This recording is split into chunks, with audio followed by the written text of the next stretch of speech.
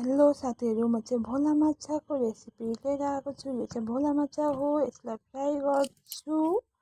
तेल हाले कराईमा मजाले तातेर चाहिँ अब माछाहरू हालिदिन्छु, फ्राई गर्छु।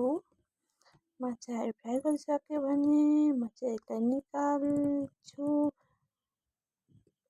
माछा पल्टाएर यता चाहिँ मेरो माछा फ्राई भइसक्यो। माछा फ्राई भइसकेर म चाहिँ यहाँ पियाज खोर्सानीहरू सबै हालेँ अनि आलु हालेँ अनि यसलाई फ्राई गरेँ। टमाटर हालेँ, फ्राई गरेँ। गरममा चाहिँ पातला पातला झोल माछाको बनाउनु पर्छ।